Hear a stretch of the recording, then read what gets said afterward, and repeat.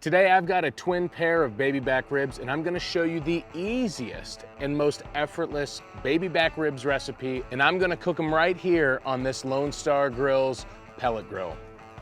I'm not gonna dog on competition ribs, I'm not gonna dog on competition cooks, but listen, when you're at my house, you come to eat good food. This isn't gonna be plated up with a bunch of kale or lettuce or anything fancy. These are gonna be good eating ribs, and that's exactly how I'm gonna show you how to make them today. A good twin pair of eaten baby back ribs. Now let's get started.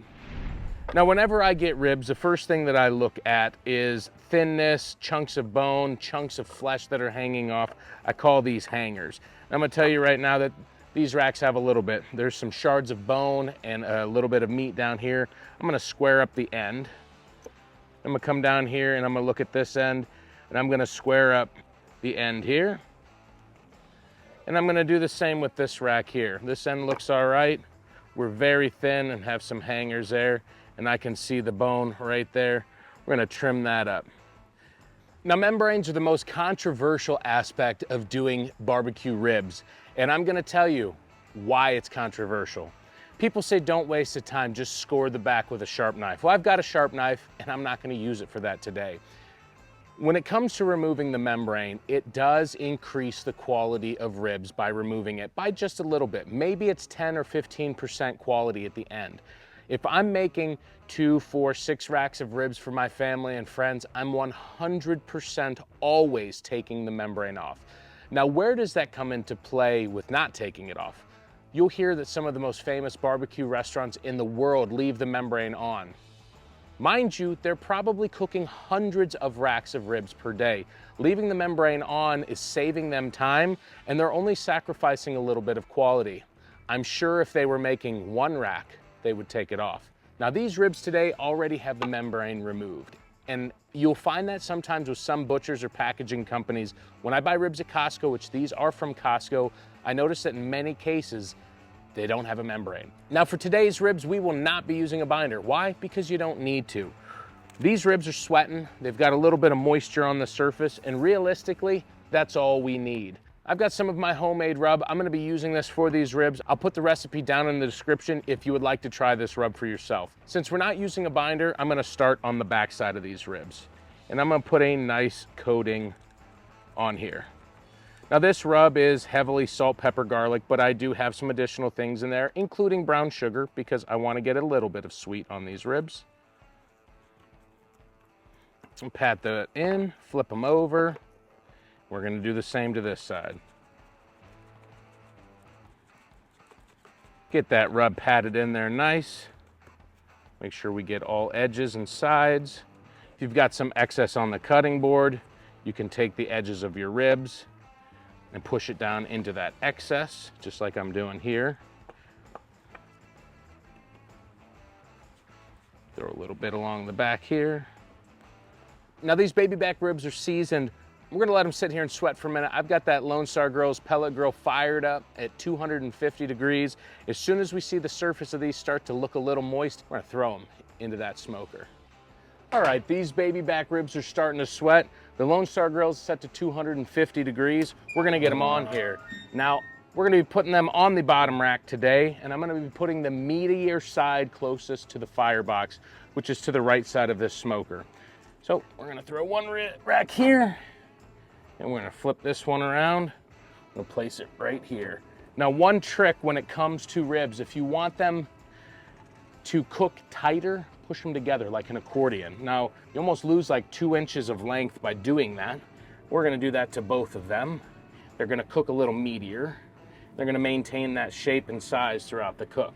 Now, when it comes to baby back ribs, when it comes to the smoker, there's all kinds of recipes.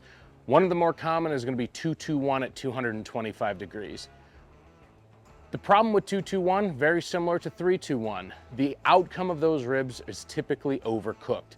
Now today, we want bite off the bone, tender, but not falling off the bone ribs, and that's what we're looking to achieve. But first, it's a smoke bath time. You can see that chimney right there. Look at that billowing, beautiful smoke. 2 hours, 250 degrees. We're looking to produce a beautiful color and a beautiful texture and beautiful bark.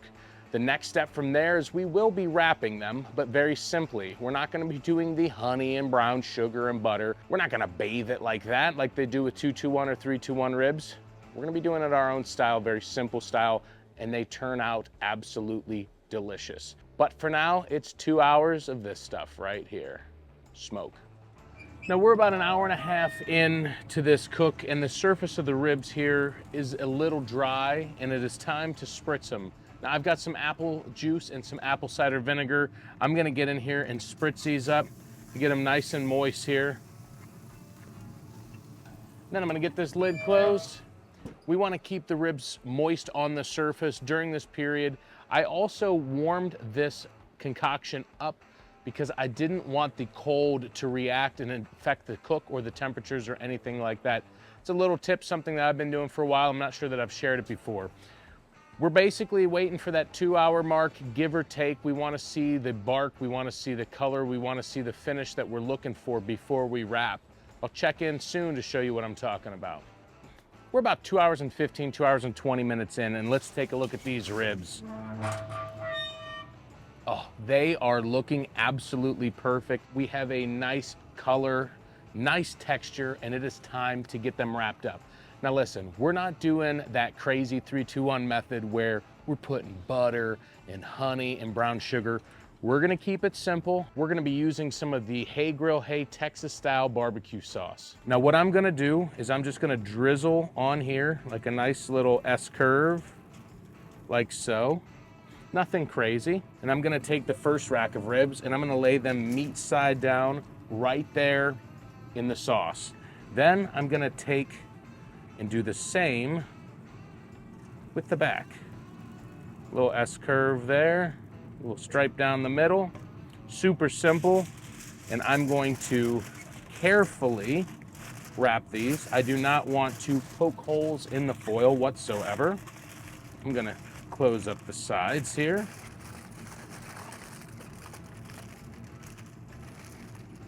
I'm gonna throw this right back into the smoker.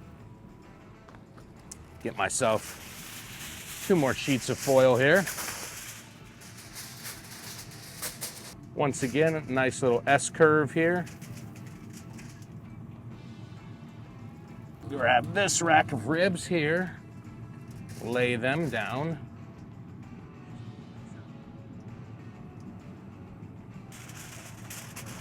Carefully wrap these.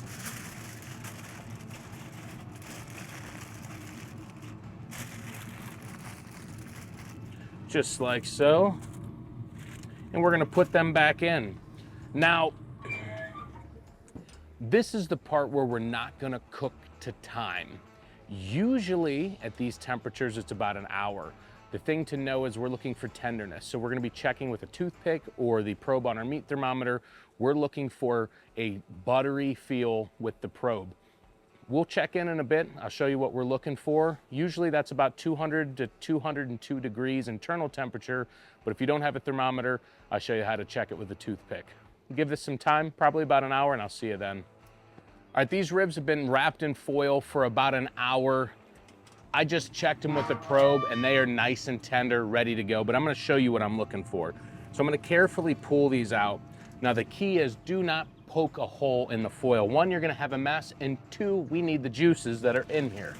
So I'm gonna carefully open this up, and you're gonna see that there's just some beautiful juice down in there. These ribs themselves also look banging. And I'm gonna check with my probe here. In between the bones, you want it to feel like you are poking into warm butter. Very little resistance. I'm also probing temps about 202 degrees, so that's how I know these are also done. I'm gonna go ahead and get these over, get them back onto the table, get them set up for us to try, and we'll talk about them in just a minute. So first off, I'm gonna tell you that life as a YouTuber isn't easy. I just recorded the entire final section of this video where I tasted them and never hit record, but they're too good to not share the results with you. So what I think is important to know is that with this method, it's very minimal effort, but high payoff. These are not competition ribs. I'm not a competition cook. I have no interest in that. So these are not glazed. These are not sweet like candy. These are good eating ribs. And that's exactly what I tried to accomplish today with these baby back ribs. Now, I'm gonna cut myself a fresh rib so that I can share it with you on the camera. I've already eaten two when I was not on record, and you'll see me flipping the rib over and checking from the back. The bones on baby backs run at an angle, so if you try and cut them square to the actual slab of meat, you're gonna run into the bone. It's always good to peek along the back side and see what the bone layout looks like. Now, there is a good smoke ring, good penetration on this rib and on these ribs. And I think it's important to note that that 2 hours in the smoke was plenty. Now, I will tell you, good clean cut. I already ate, like I said, 1.5, 2 of them already. So I know it's a good clean bite, but I'm gonna come up and show you exactly what these look like. So you can see there's a good finish on these ribs. You got good smoke penetration, you can see here, and the texture is on point. Now, one thing to note with these ribs, they are incredibly juicy and they are tender. And I saved all the juices in the foil, and you could drizzle that right over the top like I did. Now, I'm gonna take a bite to show you. Good clean bite. The meat stayed intact on the bone, and they're not mushy. That's the problem with a lot of the 3-2-1 or 2-2-1 rib methods, and that's what we're looking to avoid with today.